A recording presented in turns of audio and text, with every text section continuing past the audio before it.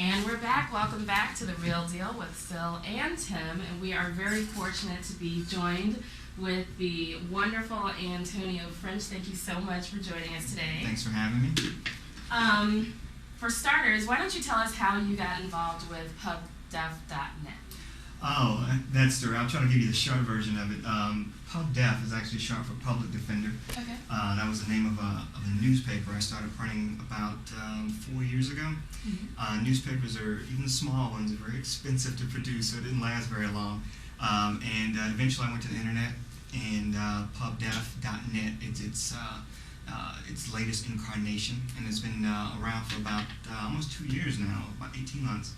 And that's really where I found that, nice niche, something I could do myself, kind of use some modern technology to do some creative things to get information out there. So we have a lot of video coverage of political events, interviews with different people, and I've been successful in breaking several stories over the last year or so, getting some national press. Was mentioned on Meet the Press. I saw recently. that. Yeah, Fox News has picked up some of our videos. So yeah, it's been going pretty good these last few years. So that's it now. All right. Well, Tim, I know this is like your best friend, and you don't want me monopolizing the whole conversation, but I do have a couple more things. Well, just slow your roll. Oh, I knew he was going to do this to me. I knew it. So typical of him. Well, it's great having you here. I've known Antonio for quite a few years. I knew Antonio before Antonio was cool, per se. Open up with the bell bottoms. Like when we played, never mind. Well, he cannot be close to your age, so why are you trying to front like you're young? I'm trying to be cool with everybody, and if I hang out with young folk, then I can understand and learn some Maybe things. that means you have issues. Then I can bounce a little bit. Young people. Try to keep it hip, I can walk it out. Oh Lordy, I don't want to see you do that, Do not please. let it do. It's not pretty. It ain't pretty. What are you doing knowing the words to walk it out? That's a better question. Never mind. But one of the best things about this brother is that he has kind of redefined media as we know it in this community. And you've heard me say on more than one occasion that the quality of media in this town is horrendous. It's biased. It's incomplete. It lacks depth, and it lacks any type of freshness. And one of the things that Antonio does is that he can't be defined in Republican or Democratic terms. You can't say he's a conservative or a liberal media person. You can say that he really is there trying to get the real news. And he has a lot of enemies because a lot of people don't want him around. They try to embrace him. They try to fool him. Right. But the reality is that he's really printing good and accurate news. Now, sometimes there's a cost to that. In this town, there's a cost associated with good news and bad news. There's social cost as well as economic cost involved. And Antonio has given up friends, and he's given up money to do real news. And I know that's kind of painful, but he hasn't been doing too bad. He's got a new laptop here.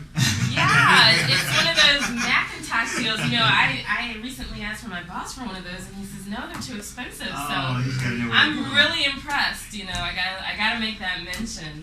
This guy has Gucci ostrich shoes. Oh my gosh. Holy moly! Wow. Pants. So it definitely pays the bills, is what you're telling us, right? Well, no, actually, no. He greatly exaggerates, and no, but he is right about the sacrifices made to do this. I mean, it's not. It really is no money in it. There is no profit in this part of it. Tim and I know each other from way back, from before PubDef, because my day job has always been political consulting and working in politics. So our paths crossed early on, and I allowed him to hang with me a little bit. I take him to some of the younger places, But yeah, I appreciate what you say, Tim. Thank you for the compliments about the site. The goal was I did feel like there was a void when I first started, even the newspaper version of it.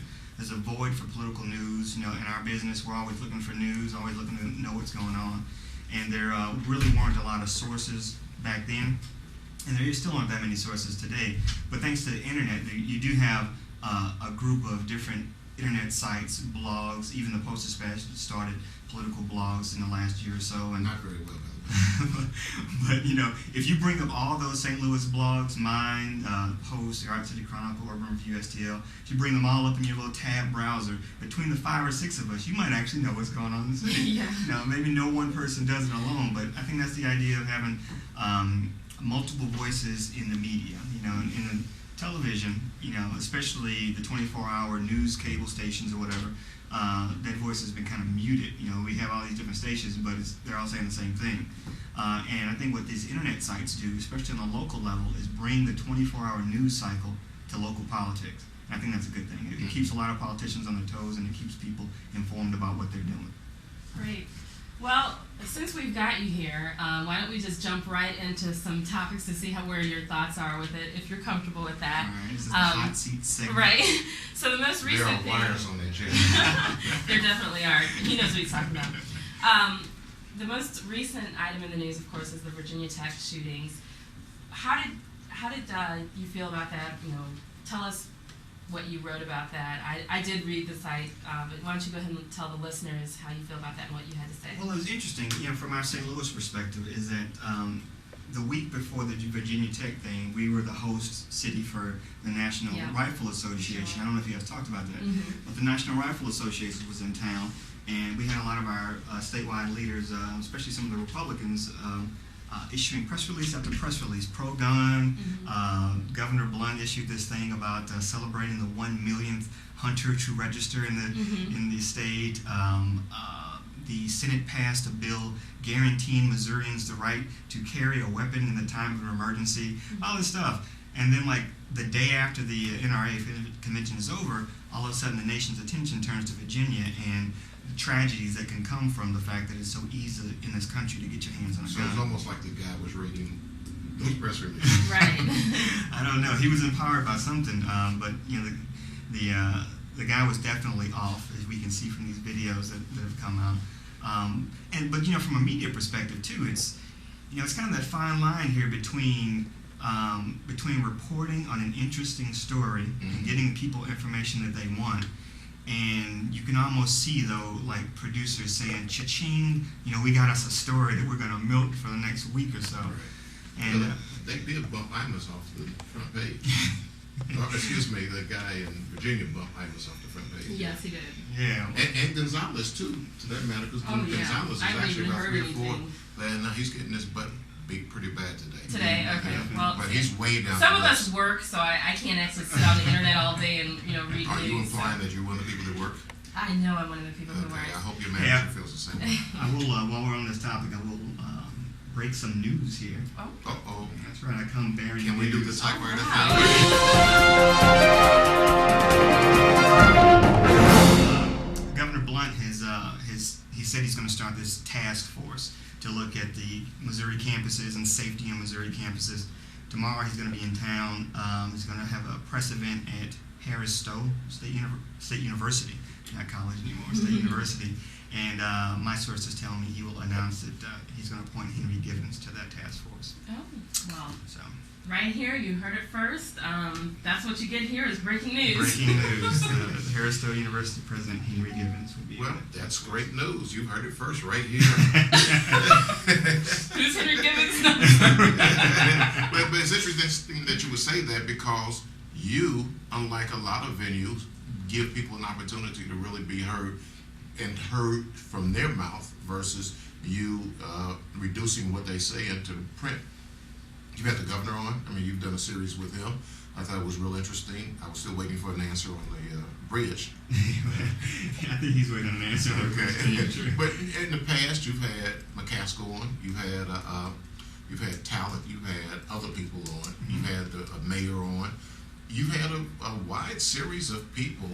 You've given a wide series of people an opportunity to actually come on and say what they feel is necessary that the public needs to hear. But what's also interesting is that just like we're being recorded here, you've done hearings with public officials, and to be honest with you, some of those public officials probably weren't very happy about the words that came out of their mouth. And as long as nobody's listening, they're okay with that. Right. But you have given people an opportunity to see what these people are really like and what they're really saying. And that doesn't really translate well for them, but at the same time, the public gets to get a real bird's eye view. And I think that's really incredibly unique. So that makes you some friends, but also makes you a lot of enemies. But then they can't say no to you. It's not like you're Mike Owens chasing Vervis around. It's you're there and you're having and you listen to them or you present what they say in public. Yeah, I appreciate that. I mean, the format of the website is a blog, and blogs sometimes get bad names because it's just you picture some guy sitting in his underwear, just spouting his opinion that no one else would listen to otherwise. Strange that you would say that because some of those people, I believe, are actually in their underwear. Which is not to say I don't type in my underwear. Who doesn't type in underwear? Look, that's a little bit too much. Right. But when I started the site, I felt like what the city did not need was just another pure opinion site. I tried to do it in a way that was fair. Mm-hmm. I don't say it's completely impartial because I definitely have a point of view. I have a side in some of these fights, but I try to get all perspectives out there. As a political consultant too, I sometimes work for candidates, but I clearly list on every story I write about them that they are a client of mine, and then I sometimes put the other guy on there. Okay. Well, look, we've got to pay a few bills. We don't have much money, but we do have to pay a And few we bills. do see you guys holding, I promise we're going to get to your calls. If you guys can just hold on a little bit longer. It's 4:30 time for our second break. And when we get back, we're going to be talking more with Antonio. All right.